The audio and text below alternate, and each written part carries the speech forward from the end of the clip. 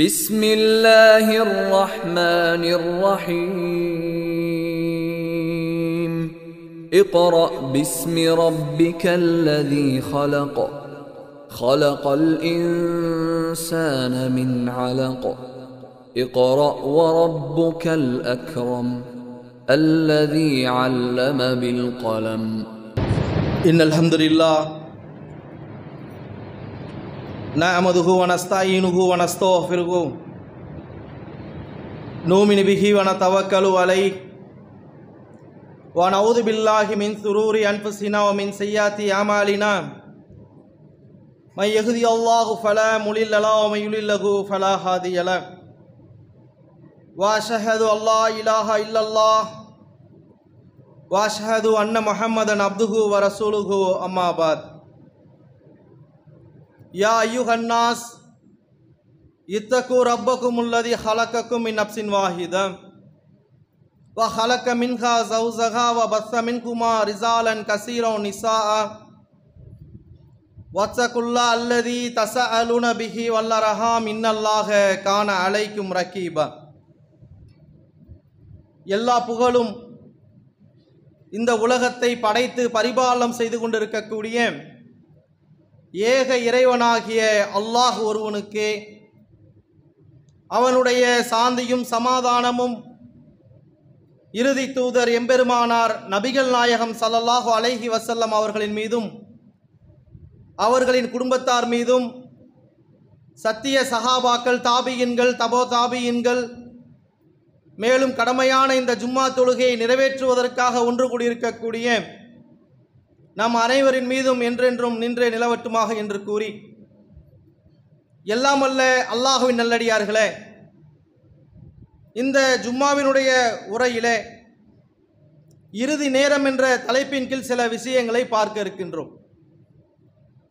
நாம் எல்லாம் வாழக்கூடிய நிச்சயமும் நிரந்தரமும் இல்லாத அழிய போகின்ற கவர்ச்சிகரமான இந்த உலகத்திலே வாழக்கூடிய எந்த ஒரு மனிதரிடத்திலும் நீங்கள் எந்த விஷயத்தை பற்றி ஒரு கருத்து கேட்டாலும் அதற்கான 1000 விளக்கங்களை இந்த மனிதர்கள் மாற்றி மாற்றி சொல்லக்கூடியவர்களாக இருப்பார்கள்.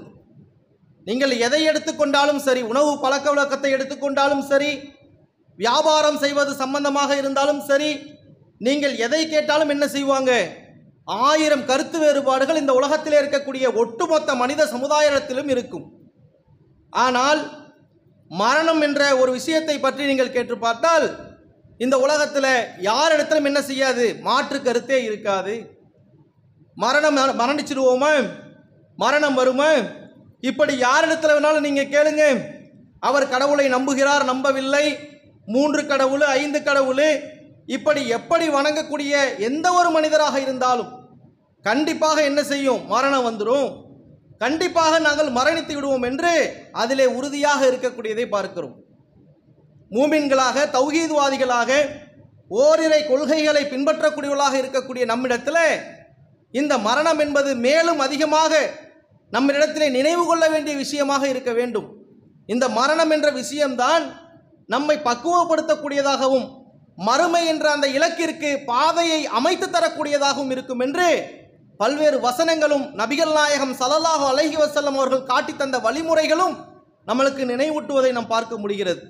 அல்லாஹ் சுப்ஹானஹு வ தஆலா திருமறையிலே இந்த மனித சமுதாயத்தை பற்றி பேசும் பொழுது அல்லாஹ் சொல்லுகின்றான், குல்லு நஃப்ஸின் தாயிகத்தில் மௌத், அனைத்து ஆத்மாவும் பிடிக்கிறதோ பிடிக்கவில்லையோ, விருப்பம் இருக்கிறதோ இல்லையோ, அனைவரும் சுவைத்தே தீர வேண்டும். மரணம் என்ற சுவையை இந்த உலகத்தில் இருக்கக்கூடிய அனைத்து மனிதர்களும் ஏதோ ஒரு நாள் கண்டிப்பாக சுவைத்தே தீர வேண்டும். இன்னும் எந்த அளவிற்கு அல்லாஹ் சுப்ஹானஹு வ தஆலா சொல்லுகின்றான், இன்னல் மௌத் அல்லதி தஃபிர்ரூன மின்ஹு வ இன்னஹு முலாக்கீக்கும், நீங்கள் விரண்டு வெறுத்து ஓடுகின்றீர்களே மரணம், ஏதாவது சிறிது நோய் வந்து விட்டால், ஏதாவது உங்களுக்கு ஒரு பாதிப்பு வந்து விட்டால் மருத்துவரையும் வைத்தியத்தையும் மாறி மாறி பயந்து ஓடுகின்றீர்களே, அந்த மரணம் வ இன்னஹு முலாக்கீக்கும், உங்களை சந்திக்கும் என்று அல்லாஹ் சொல்லுகின்றான். உங்களுக்கு முன்னால் நின்று கொண்டே இருக்கிறது. அதே மாதிரி அல்லாஹ் இன்னொரு வசனத்திலே சொல்லும் பொழுது, ஐனமா தகூனு யுதுரிக்குல் மவுத், நீங்கள் கோட்டைகளிலே ஒளிந்து இருந்தாலும் சரிதான், எந்த இடத்திலே இருந்தாலும் அந்த மரணம் உங்களை சந்தித்தே தீரும். இன்னும் சொல்ல போனா அல்லாஹ் இன்னொரு இடத்துல சொல்றான், அந்த தவணை வந்துவிட்டால் யாரும் என்ன செஞ்சிட முடியாது, அந்த தவணையில் இருந்து ஒரு நிமிடம் கூட மிந்தவோ பிந்தவோ முடியாது.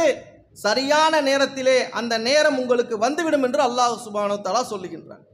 இதிலே நமக்கு முக்கியமான விஷயம் என்னவென்றால், இறுதி நேரம் தான் நமக்கு மிக முக்கியமான விஷயமாக இருக்கிறது. இன்றைக்கு உலக வாழ்க்கையிலே நீங்கள் எடுத்து பார்த்தால், இன்றைக்கு அதிகமான பிள்ளைகள் இங்கே இருக்கிறார்கள். இன்றைக்கு காலாண்டு தேர்வை எழுதிவிட்டு அமர்ந்திருக்கக்கூடிய பிள்ளைகளை அதிகமாக பார்க்கிறோம். இன்னும் 10ஆம் வகுப்பு தேர்வை எதிர்பார்த்தவர்கள் எத்தனையோ இருக்கிறார்கள், அவர்களை பார்க்கிறோம். அவர்களுடைய அந்த இறுதி நேரத்தை நீங்கள் ஒப்பிட்டு பார்த்தாலே நமக்கு இறுதி நேரம் என்பது எவ்வளவு முக்கியத்துவம் வாய்ந்ததாக இருக்கிறது என்பதை உணரலாம். ஒரு பள்ளிக்கூடத்தில் தேர்வு நடக்குது, இன்றைக்கெல்லாம் தேர்வு எழுதிட்டு அமர்ந்திருக்கிறான். 6ஆம் தேதி பள்ளிக்கூடம் திறக்க போகுது, என்ன பேப்பரில் வரப்போகுதுன்னு தெரியல, எழுதுனது என்ன எழுதியிருக்கிறோமோ அதுக்கு தான் விஷயம் வரும். அந்த நேரத்தில் பரீட்சை எழுதும் போது அந்த பரீட்சையினுடைய எழுதிக்கிட்டு இருக்கும் போது ஒவ்வொருத்தருடைய மனநிலையும் எப்படி இருக்கும், நல்லா படிச்சுட்டு போயிருக்கிறான்னு வச்சுக்கோங்க, அவனை பற்றி பிரச்சனையே இல்லை, அவனுக்கு இறுதி நேரமும் பிரச்சனை இல்லை, ஆரம்ப நேரமும் பிரச்சனை இல்லை, வேக வேகமாக எழுதி கொண்டே இருப்பான். ஆசிரியர் வந்து பேப்பரை வாங்குகின்ற வரைக்கும் எழுதி கொடுத்துட்டு என்ன செய்வான், நிம்மதியாக போயிடுவான், கண்டிப்பாக வந்துடும். இந்த படிக்காத ஒன்றுமே இருக்கிறான்ல, இந்த மாப்பிள்ளை பெஞ்சில் கடைசியில் இருந்து உட்காந்து போய் எழுதிட்டு வருவான், அன்னைக்கு மட்டும் அவனுக்கு பிரச்சனை இல்லை, அவனுக்கு ஒரு பிரச்சனையும் இல்லை, அவன் பாட்டுக்கு உட்காந்துருப்பான். கொஸ்டின் பேப்பரையே பார்த்து கூட அப்படியே எழுதி இந்த 2ஆ வச்சுக்கங்க இப்படி கூட கொடுத்துட்டு வந்துடுவான். ஆனால் படித்தும் படிக்காமலும் இருப்பான்ல, வீட்டுக்கு பயந்துக்கிட்டு வீட்டில் அடி விழுவும், நாளைக்கு வாத்தியார் அடிப்பாருன்னு சொல்லி ஒரு பயத்தோடையே மிடில் கிளாஸ் ஃபேமிலி மாதிரி பயந்துக்கிட்டு இருப்பான்ல, இவனுக்கு தான் என்ன பயம் வரும்னா இறுதி நேரத்தில் பயம் வரும். கடைசியில் 10 நிமிஷம் 15 நிமிஷம்னு சொல்ல சொல்ல அப்படியே பயம் வரும். ஆஹா, அதை படிச்சிருக்கலாமே, இதை படிச்சிருக்கலாமே, என்ன வந்திருக்குனே ஒன்றும் புரியலையே, இதை எழுதுவோம் அதை எழுதுவோம், குறைஞ்சபட்சம் 40ஆவது வாங்கிடுவோம், பாஸ் ஆகிடுவோங்கிற ரேஞ்சுக்கு அவன் எழுதக்கூடியவனாக இருப்பான். ஏன் அந்த சூழல் வந்தது? ஒழுங்காக படிக்காத காரணத்தினால். தாய் தந்தையர் ஆசிரியர் சொல்லும்போது படித்திருந்தால் அந்த இறுதி நேரம் என்பது அவனுக்கு பிரச்சனை வந்திருக்குமா? அப்படி பிரச்சனை வருங்காலத்திலே வரக்கூடாது என்றால் அந்த மாணவர்களுக்கு அடுத்தது அரையாண்டு என்ற ஒரு வாய்ப்பை கொடுத்திருக்கிறான், முழு ஆண்டு என்ற ஒரு வாய்ப்பு இருக்கிறது. ஆனால் ஒரு மனிதனுக்கு இந்த உலகத்திலே வாய்ப்பு என்பது மரணம் என்ற ஒரு விஷயத்தை கொடுத்து விட்டால் அவனுக்கு அதற்கு மேல் என்ன செய்யாது, வாய்ப்பே கிடையாது. அந்த மரணத்தினுடைய இறுதி நிமிடம் உங்களுக்கு வந்துவிட்டால் அந்த நேரத்திலே நீங்கள் உளப்பூர்வமாக நான் இப்பொழுது இணை வைப்பில் இருந்து விலகிக் கொள்கிறேன், பாவ மன்னிப்பு தேடிக்கொள்கிறேன், இனிமேல் எனக்கு ஒருபோதும் தர்காவுக்கு போக மாட்டேன், இனிமேல் இந்த சிறுக்கான காரியத்தையும் நெருங்க மாட்டேன் என்ற அந்த இறுதி நேரத்திலே முடிவு செய்தால் முட்டை மார்க்கு தான், ஒரு ஃபாயிதாவும் கிடையாது. நிச்சயம் நரகத்திற்குத்தான், அவர் நரகத்திற்கு கரிக்கட்டையாகத்தான் செல்வார்கள்.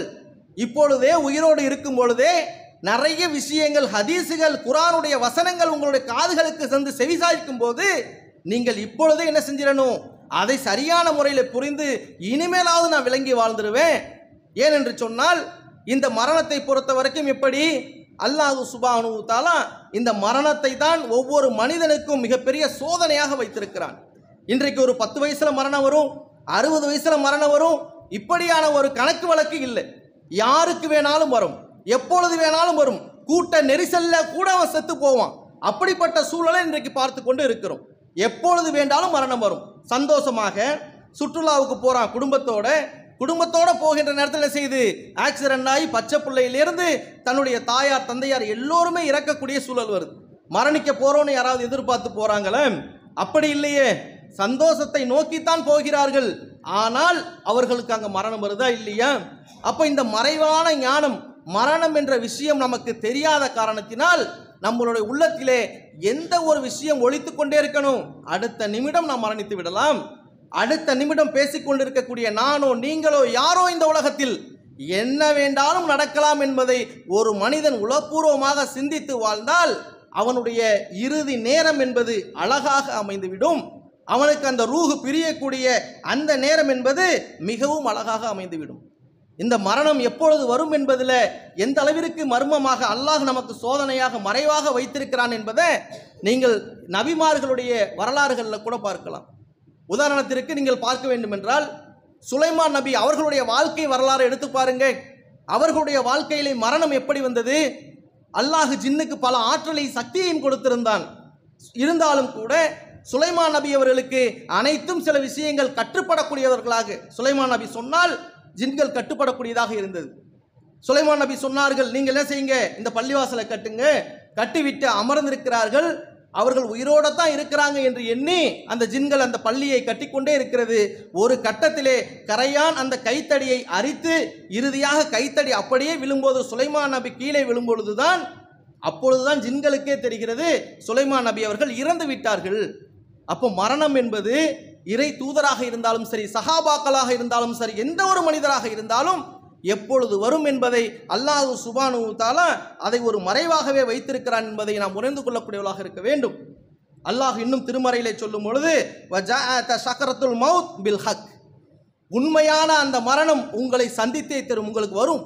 அதில் எந்த மாற்று கருத்தும் இல்லை. ஆனால் அதில் எப்படி இருக்கணும், அந்த மரணம் என்பது தாலிக்க மா குன்தும், அது எந்த பேரமோ எதுவும் பேசப்படாத ஒரு மரணமாக இருக்கும். மரணத்தை பொறுத்த வரைக்கும் யாராலையும் தடுத்து நிறுத்த முடியாது. இன்றைக்கு எத்தனையோ பணம் பலம் படைத்தவர்களை பார்க்கிறோம். முதல்வராக இருந்தவர்கள், ஆட்சியாளர்கள், இன்னும் எத்தனையோ பேரை பார்க்கிறோம்ல. அவர்கள்ட்டெல்லாம் இல்லாத பணமா? அவர்கள் நினைத்திருந்தால் எத்தனையோ அறுவை சிகிச்சை செய்து எல்லாத்தையும் மாற்றிருக்கலாம். ஆனால் மரணம் என்று ஒரு நாளை அல்லாஹ் குறித்து விட்டால் அந்த நாளிலே உங்களுக்கு எத்தனை படைசூழ மனிதர்களும் பொருளாதாரமும் இருந்தாலும் நீங்கள் கண்டிப்பாக மரணித்தே தீர வேண்டும். இதிலே தௌஹீத்வாதிகளாக இருக்கக்கூடிய நமக்கு இருக்கக்கூடிய மிகப்பெரிய ஒரு படிப்பினை என்னவென்று சொன்னால், நபிகள் நாயகம் ஸல்லல்லாஹு அலைஹி வஸல்லம் அவர்கள் சொல்றாங்க, இன்னமல் ஆமாலு பின்னியா, ஒவ்வொருவருடைய செயலும் ஒவ்வொருடைய அமலும் எண்ணத்தை பொறுத்தே இருக்குது. அவர் என்ன ஒரு செஞ்சாலும் என்னது எண்ணத்தை பொறுத்தே இருக்குன்னு சொல்லக்கூடிய நபிகள் நாயகம் ஸல்லல்லாஹு அலைஹி வஸல்லம் இன்னொரு இடத்துல சொல்றாங்க, இன்னமல் ஆமாலு பின் கவாத்தி, ஒவ்வொருவருடைய அமலும் அவருடைய முடிவை பொறுத்து இருக்குது. நீங்க தொழுதிருப்பீங்க, தர்மம் கொடுத்திருப்பீங்க, ஜக்காத்து கொடுத்திருப்பீங்க, எல்லா அமல்களும் செய்திருப்பீர்கள். கவாத்தி உங்களுடைய முடிவை பொறுத்து தான் இருக்குது நீங்க செஞ்சது. நீங்கள் மரணிக்கிற தருவாயில உங்களோட வாழ்க்கை எப்படி இருக்கு? நான் 1980 இந்த கொள்கையில் இருக்கிறேன், 1990 நான் அந்த பள்ளிவாசலுக்காக பாடாப்படுறேன். இறுதி நேரத்தில் உன்னோட விஷயம் என்ன? இந்த கொள்கையிலேயே உறுதியாக தான் இருக்கிறியா? மரணிக்க நேரத்திலையும் இதே கொள்கையில உறுதியாக இருந்து இறைவனை வணங்கி கொண்டிருக்கக்கூடிய தருணத்தில் தான் உன் மரணம் வந்ததான்? இப்படியாக சிந்தித்து பார்க்க வேண்டும். ஏனென்று சொன்னால் நபிகள் நாயகம் ஸல்லல்லாஹு அலைஹி வஸல்லம் ஒரு போர்க்களத்தில் அறிவிப்பு செய்கிறாங்க. நீங்கள் எல்லாம் கேள்விப்பட்ட செய்தி தான். அப்பப்போ இந்த சிந்தனைகள் நம்முடைய உள்ளத்திலே வந்தால் இந்த கொள்கையிலிருந்து ஒருபோதும் ஒரு நிமிடம் கூட தவறிவிட மாட்டோம். நபிகள் நாயகம் ஸல்லல்லாஹு அலைஹி வஸல்லம் போர்க்களத்திலே சண்டை போட்டுக் கொண்டிருக்கக்கூடிய சஹாபாக்கள் இடத்துல ஒரு சஹாபியை பார்த்து சொல்கிறார்கள், இவர் நரகவாதி என்று சொல்றாங்க. மற்ற சஹாபாக்களுக்கெல்லாம் எப்படி இருக்கிறது, என்னது, அவர் கடுமையாக சண்டை போட்டுக்கிட்டு இருக்கிறாரு, அவர் உயிர் தியாகம் பண்ணுவதற்கு தயாராக இருக்கிறார், அனைத்தையும் இழந்து எதிரிகளை வெட்டி வீழ்த்து கொண்டிருக்கிறார், எப்படி நரகவாசியாக இருக்க முடியும்? அவர் தான் எல்லாத்திலையும் உறுதியா இருக்கிறாரு என்று நினைக்கக்கூடிய தருணத்தில் ஒருவர் மாத்திரம் அந்த சஹாபியை பின்தொடர்ந்து போய்கொண்டே இருக்கிறார். அவர் எதிரிகளை வெட்டுகிறார், அவரும் வெட்டுப்படுகிறார். வலிகள் தாங்க முடியாம நபிகள் நாயகம் ஸல்லல்லாஹு அலைஹி வஸல்லம் எந்த சஹாபியை சுட்டிக்காட்டி சொன்னார்களோ அவர் என்ன செஞ்சிடறாரு, தன்னை தானே வெட்டி கொண்டோ குத்தி கொண்டோ தற்கொலை செய்து இறந்து விடுகிறார். உடனே ஓடோடி வந்து நபிகள் நாயகம் ஸல்லல்லாஹு அலைஹி வஸல்லம் அவரிடத்தில் சொல்கிறார்கள், அல்லாஹ்வின் தூதரே, அவர்கள் தன்னை தாங்களே குத்தி கொண்டு தற்கொலை செய்து இறந்து விட்டார்கள். இறுதி முடிவை பொறுத்து தான் இருக்கிறது. இன்றைக்கு தொழுவதாலோ, இன்றைக்கு நோன்பு வைப்பதாலோ, இன்றைக்கு இந்த பள்ளிவாசலுக்கு வருவதாலோ சொர்க்கத்திற்கு சென்று விடுவோம் என்ற நிச்சயம் இல்லை. நீங்கள் உங்களுடைய இறுதி நேரம் எப்படி அமைய போகிறது? இறுதி தருணத்தில் நீங்கள் இந்த கொள்கையில உறுதியாக இருக்க போகிறீர்களா இல்லையா? இதுதான் உங்களுடைய இலக்காக இருக்க வேண்டும். இறுதி மூச்சு இருக்கின்ற வரைக்கும் நான் இந்த கொள்கையில உறுதியாக இருப்பேன். என்னுடைய இறுதி நேரம் ஒரு மூமினாக ஓரிரை கொள்கையை உறுதியாக கொண்டவனாகத்தான் என்னுடைய மரணம் இருக்க வேண்டும் என்ற அந்த சிந்தனை இருந்து கொண்டே இருக்க வேண்டும். ஏனென்று சொன்னால் நபிகள் நாயகம் ஸல்லல்லாஹு அலைஹி வஸல்லம் அவர்களே நேரடியாக அல்லாஹ்வினால் நியமிக்கப்பட்ட ஒரு இறை தூதர், வகி இறங்கக்கூடிய ஒரு அற்புத இறுதி தூதராக இருந்த அல்லாஹ்வின் தூதர் அவர்கள் அதிகமாக துவா கேட்ட விஷயங்கள் நமக்கு தெரியும். யாமு கல்லிபல் குலூப் சபித் கல்பி அலா தீனிக், உள்ளங்களை புரட்டக்கூடியவனே, என்னுடைய உள்ளத்தை இந்த மார்க்கத்திலே நிலைத்திட செய்வாயாக என்று சொல்லி தானும் கேட்டு பிறருக்கும் சொன்ன துவாக்களை பார்க்கிறோம். இந்த துவாவை ஓதுவதற்கான காரணம் என்ன? எப்பொழுது வேண்டாலும் அல்லாஹ்வினுடைய இரு விரல்களுக்கு மத்தியிலே இருக்கக்கூடிய இந்த உள்ளம் டக்குன்னு அப்படியே பிறண்டு போயிடலாம். ஏதோ ஒரு அற்பத்திலும் அற்பமான காரணத்திற்காக இந்த கொள்கையை விட்டு தர்காவிற்கு சென்று விடலாம், இணை வைப்பு காரியங்களுக்கு சென்று விடலாம், அப்படிப்பட்ட நிலை ஒருபோது வந்துவிடக்கூடாது என்று சொன்னால் இந்த கொள்கையில மரண சிந்தனை அதிகம் அதிகம் வந்து கொண்டே இருக்க வேண்டும். ஒருவேளை இறுதி நேரத்திலே ஒரு மனிதன் இந்த உலகத்திலே வாழும்பொழுது இதையெல்லாம் செவிசாய்க்காமல் தன்னுடைய மனம் போன வாக்கிலே வாழ்ந்து கொண்டிருந்தால் அவனுடைய நிலையை பற்றி அல்லாஹ் தனது திருமறையிலும் நபிகள் நாயகம் ஸல்லல்லாஹு அலைஹி வஸல்லம் அவர்களும் சொல்லக்கூடிய விஷயங்களை பார்க்கிறோம். மரண தருவாயில ஒவ்வொரு மனிதருடைய நிலைமையும் எப்படி இருக்கும் என்று சொல்லும் பொழுது நபிகள் நாயகம் ஸல்லல்லாஹு அலைஹி வஸல்லம் அவர்கள் சொல்கிறார்கள், ஒரு மனிதன் இறக்கிற தருவாயில இருக்கிறான், அவனுடைய உயிர் தொண்டைக்குழியை அடைகிறது, ரூஹ் பிரியக்கூடிய நேரத்திலே 2 வானவர்கள் வருவார்கள். எப்படி வருவார்கள்? அவன் நல்லவராக இருந்தால், நல்ல மரணமாக இருந்தால் அந்த மனிதரிடத்தில் சொல்லுவார்கள், அழகான ஆத்மாவே, சரி நல்ல ஆத்மாவே, அல்லாஹ்வின் பெயரால் அழகான முறையில் நீ வெளியாயிரு, அல்லாஹ்வின் சலாம் உங்களுக்கு உண்டாகட்டும். இப்படியாக நல்ல மனிதராக நற்பெயராக இந்த உலகத்திலே வாழ்ந்து மூமினாக இருந்து அவர் மரணிக்கிறார் என்றால் அவருக்கு இது போன்ற ஒரு பாக்கியத்தை கண்ணியத்தை அல்லாஹ் கொடுக்கின்றான். அல்லாஹ் நமக்கு அனைவருக்கும் கொடுக்க வேண்டும் இன்ஷா அல்லாஹ்.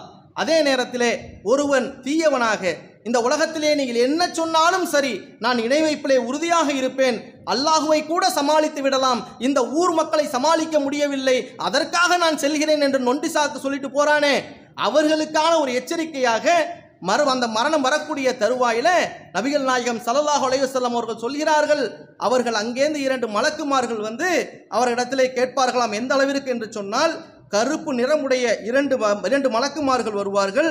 வந்து அவரிடத்திலே சொல்லும் பொழுது, நீங்கள் என்ன செஞ்சிருங்க, உங்களுடைய உயிரை நீங்களே வெளியேற்றுங்கள்.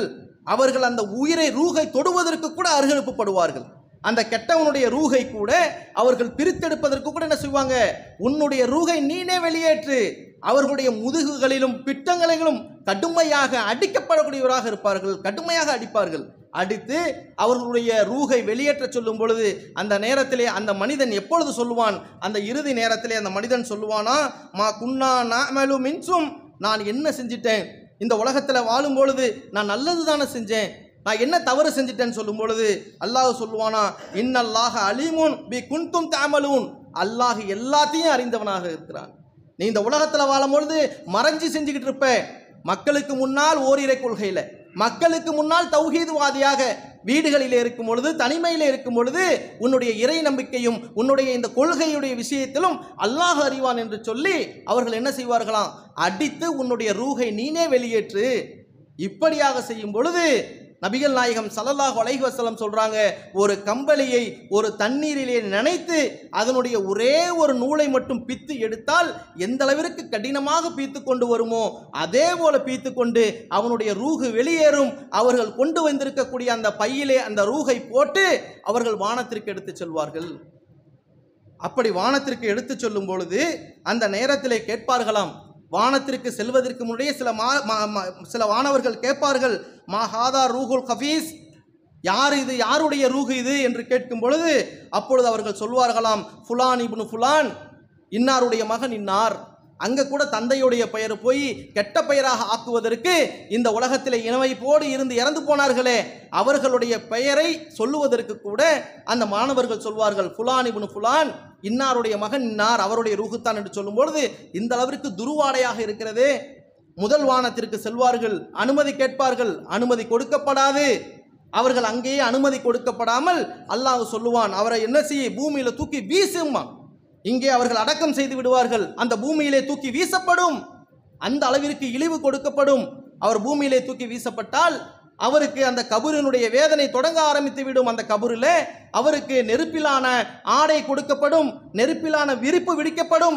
அவருக்கு அல்லாஹ் சொல்லுவானா, நரகத்தினுடைய கதவை அவருக்கு திறந்து விடுங்கள், அதிலிருந்து ஜுவாலை அவருக்கு வரும். அந்த நேரத்திலே 2 மலக்குமார்கள் தலையிலே நின்று கொண்டு அவருடைய விழாப்புறங்களிலே நின்று கடுமையாக அடிப்பார்கள். இந்த உலகத்திலே இப்படியாக இறைவனை பின்பற்றாமல், இறைவனை ஓரிரை கொள்கையை பின்பற்றாமல் வாழ்ந்தவர்களுக்கு கடுமையான தண்டனை கொடுக்கக்கூடிய அந்த நேரத்திலே ஜின்களையும் மனிதர்களை தவிர அனைத்து உயிரினங்களும் அதற்கு காதிலே விழும் என்று நபிகள் நாயகம் ஸல்லல்லாஹு அலைஹி வஸல்லம் கபரினுடைய அருகிலே அமர்ந்து கொண்டு நடக்கக்கூடிய சம்பவத்தை சஹாபாக்களுக்கு எச்சரித்தார்கள் என்பதை பார்க்கிறோம்.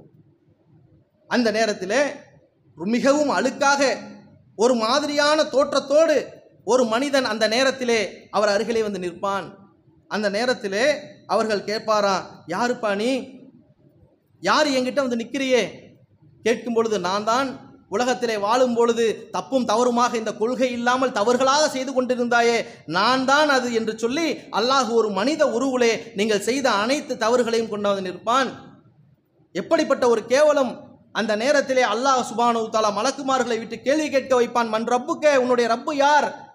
லா அதிரி, எனக்கு தெரியாது. மா தீனுக்க, உன்னுடைய தீன் மார்க்கம் என்ன? லா அதிரி, எனக்கு தெரியாது. இவனுக்கு ஒரு முஸ்லிமா தான் இருந்திருப்பான். இந்த கொள்கையில, இணை வைப்பு கொள்கையில இருந்து அவன் மார்க்கத்தை முறையாக கடைபிடிக்காமல் இருந்த காரணத்தினால் அவனால் எந்த ஒரு பதிலும் சொல்ல முடியாமல் லா அதிரி லா அதிரி, எனக்கு தெரியாது எனக்கு தெரியாது என்ற வார்த்தையை சொல்லுவான். அவனுடைய கபூர் அப்படியே அவனை நெருக்கக்கூடியதாக இருக்கும். 2 விலாப்புறங்களும் ஒன்றை ஒன்று நெருக்கி மாறக்கூடிய அளவிற்கு அந்த விலாப்புறங்கள் நெருக்கி அவனை கடுமையான வேதனை அங்கே கொடுக்கப்படும் என்று நபிகள் நாயகம் ஸல்லல்லாஹு அலைஹி வஸல்லம் அவர்கள் சொல்கிறார்கள். உங்களுடைய இறுதி நேரம் எப்படி இருக்க வேண்டும்? உங்களுடைய இறுதி நேரமும் என்னுடைய இறுதி நேரமும் எப்படி இருக்க வேண்டும் என்பதை நீங்கள் தான் தீர்மானிக்க வேண்டும். நீங்கள் கொண்டிருக்கக்கூடிய கொள்கை, வாழப்போகின்ற சிறிய வாழ்க்கை, அல்லாஹ் சொல்லுகின்றானே, அல்லதி ஹலக்கல் மௌத் வல் ஹயாத்தல் எபுலுவக்கும் ஐயக்கும் அஹசனு அமலா. உங்களுக்கு வாழ்க்கையை கொடுத்திருக்கிறோம், நம்ம எல்லாம் வாழ்ந்துகிட்டு இருக்கிறோம். மரணத்தையும் கொடுப்போம், அல்லாஹ் கொடுக்க போகின்றான். அழகிய அமல்களை செய்வதற்கான மிகப்பெரிய ஒரு வாய்ப்பு. அதை செய்து இறுதி நேரத்தில் வெற்றி பெற வேண்டும் என்று கூறி எனது இந்த முதல் உரையை முடித்துக் கொள்கிறேன்.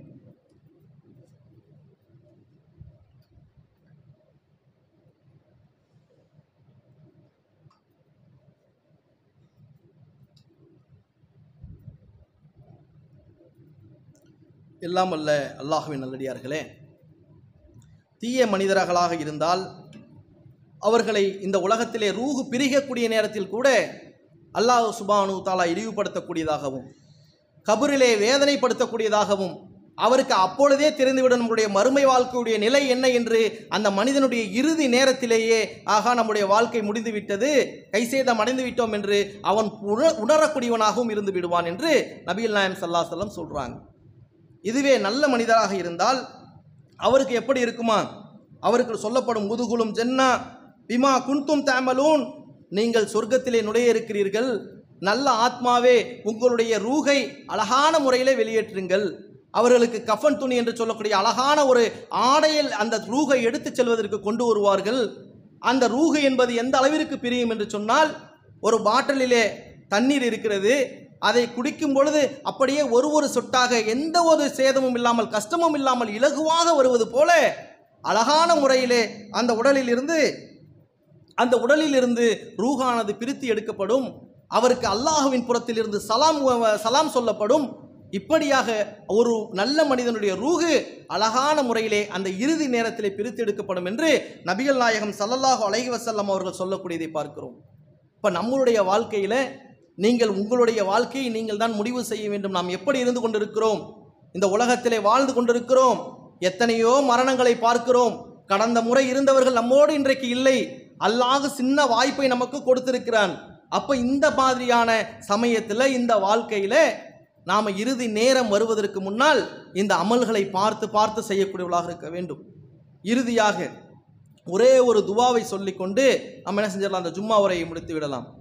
நம்ம நிறைய துவாக்களை ஓதிக்கொண்டு தான் இருக்கிறோம். அல்லாஹ் சுப்ஹானஹு வ தஆலா நபிகள் நாயகம் ஸல்லல்லாஹு அலைஹி வஸல்லம் அவர்களிடத்துல சஹாபாக்களுக்கு வந்து கேட்குறாங்க, அல்லாஹ்வின் தூதரே எங்களுக்கு நீங்கள் ஒரு பிரார்த்தனையை சொல்லித்தாருங்கள் என்று சொல்லும் பொழுது அல்லாஹ்வின் தூதரிடத்தில் அல்லாஹ்வின் தூதர் சொல்கிறாங்க, உங்களுக்கு நான் சொல்லித்தாரேங்கிறாங்க. ஆனால் அந்த தருணத்தில் வெளியூரில் இருந்தோ பக்கத்து ஊரில் இருந்தோ ஒரு மனிதர் வந்து அல்லாஹ்வின் தூதரிடத்திலே சில விஷயங்களை கேட்டு தெரிந்து கொண்டே இருக்கிறார். இப்படி கேட்டு தெரிந்து கொண்டே இருக்கக்கூடிய அந்த தருணத்தில் நபிகள் நாயகம் ஸல்லல்லாஹு அலைஹி வஸல்லம் மறந்து விட்டு எழுந்து சென்றுடுறாங்க. அப்போ அந்த சமயத்தில் சஹாபாக்கள் எல்லாம் ஆலோசனை செய்கிறாங்க, என்னது நபிகள் நாயகம் ஸல்லல்லாஹு அலைஹி வஸல்லம் ஒரு விஷயத்தை கற்றுத்தரேன்னு சொல்கிறாங்க, அதற்குள்ளே ஒரு மனிதர் வந்தார், அல்லாஹ்வின் தூதர் மறந்துட்டு போயிட்டாங்களே, இப்பொழுது நம்ம அந்த துவாவை போய் யார் கேட்கறதுன்னு நினச்சிக்கிட்டு இருக்கும்போது ஆலோசனை செய்யும் பொழுது ஒரு சஹாபி வேகமாக நடந்து செல்கிறார். அல்லாஹ்வின் தூதர் அவர்களை தொந்தரவும் செய்யக்கூடாது, அவரிடத்தில் விஷயத்தையும் தெரிந்து கொள்ள வேண்டும் என்பதற்காக வேகமாக தரையை அடித்து சத்தம் கேட்பது போல சொல்லிக்கொண்டு நடக்கும் பொழுது அல்லாஹ்வின் தூதர் அவர்கள் சத்தத்தை கேட்டு திரும்பி பார்க்கும் பொழுது அல்லாஹ்வின் தூதரிடத்தை கேட்கப்படுகிறது, அல்லாஹ்வின் தூதரே ஒரு பிரார்த்தனை சொல்லித் தருவதாக சொன்னீங்க, மறந்துட்டீங்கன்னு சொல்லும்போது லா இலாஹ இல்லா அன்த சுப்ஹானக இன்னி குன்து மினல் ஆலிமீன், நீங்கள் எந்த ஒரு பிரார்த்தனையை கேட்பதாக இருந்தாலும் சரி, அல்லாஹ்விடத்தில் எந்த ஒரு கோரிக்கையை நீங்கள் வைப்பதாக இருந்தாலும் சரி, நீங்கள் முதலாவதாக லா இலாஹ இல்லா அன்த சுப்ஹானக இன்னி குன்து மினல் ஆலமீன் இதை கேட்டுவிட்டு நீங்கள் கேட்டால் அல்லாஹ் என்ன செய்ய மாட்டான்? அல்லாஹ் கண்டிப்பாக உங்களுடைய பிரார்த்தனையை ஏற்றுக்கொண்டு அதற்கான ஒரு தீர்வை கொடுப்பான். அருமையான ஒரு பிரார்த்தனை. யூனுஸ் நபி அவர்கள் கேட்ட சிரமத்தில் அந்த மீனினுடைய வயிற்றில் இருக்கும்போது கடுமையான சோதனை காலத்தில் கேட்கும் பொழுது அல்லாஹ் அந்த குற்றத்தையை மன்னித்து அல்லாஹ் என்ன செஞ்சான்? அவர்களுக்கு விடுதலையை கொடுத்தான். அப்படிப்பட்ட ஒரு அருமையான ஒரு பிரார்த்தனையை நம்மளுடைய வாழ்க்கையிலும் எல்லா தொழுகைகள்லையும் நாம் என்ன செய்யணும்? இந்த துவாவை கேட்க வேண்டும். கூடுதலாக இறுதியாக காசாவிலே வாழக்கூடிய மிகவும் சிரமத்தில் அழித்து கொண்டிருக்கக்கூடிய நம்முடைய மக்களுக்கு உணவு கிடைக்காமல், உறைவிடம் கிடைக்காமல், அங்கிருந்து அந்த நாட்டிலிருந்து வெளியேறி கொண்டிருக்கக்கூடிய அராஜக இஸ்ரேலிய நாட்டை சேர்ந்த அங்கே என்ன செய்கிறாங்க? பாம்பு போட்டு அழிக்கக்கூடியவனாக இருக்கிறான். இஸ்ரேலிய மக்களுக்காக எதிராகவும் காசா மக்களுக்கு ஆதரவாகவும் உங்களுடைய பிரார்த்தனைகளை நீங்கள் ஆக்கிக் கொள்ளுங்கள். உங்களுடைய தொழுகைகளில் உங்களுடைய பிள்ளைகள் எப்படி சந்தோஷமாக இருந்து கொண்டிருக்கிறார்களோ, இப்படி எப்பொழுது தொழுகையை முடித்துவிட்டு அழகான முறையில் போய் உங்கள் வீடுகளிலே அமைதியாக சாப்பிட்டு விட்டு உறங்குவீர்களோ, இது போன்ற நிலை அங்கு கிடையாது. காசா மக்கள் ஒரு நிமிடத்திற்கு ஒரு குழந்தை, ஒரு மணி நேரத்திற்கு ஒரு குழந்தை இறந்து கொண்டிருக்கிறார்கள் என்று துருக்கி நாட்டினுடைய பிரதமர் சொல்லக்கூடிய செய்திகளை பார்க்கிறோம். அப்போ நம்மளுடைய வாழ்க்கையில் கண்ணுக்கு தெரியாத ஒரு குடும்பம், ஒரு சகோதரர் நம்மால் பாதிக்கப்பட்டு கொண்டிருக்கிறார் என்று சொன்னால் அவருக்காக நீங்கள் பிரார்த்தனை செய்யுங்கள். உங்களுக்காக நிர்ணயிக்கப்பட்ட வானவர்கள் உங்களுக்கு பிரார்த்தனை செய்து உங்களுக்கும் அதுபோன்ற நன்மைக்காக பிரார்த்தனை செய்வார்கள் என்று கூறி எனது இந்த ஜும்மா உரையினை முடித்துக் கொள்கிறேன். வாஹிர் தாவானா அல்ஹம்துலில்லாஹி ரப்பில் ஆலமீன். அஸ்ஸலாமு அலைக்கும் வரஹ்மத்துல்லாஹி வபரகாத்துஹு.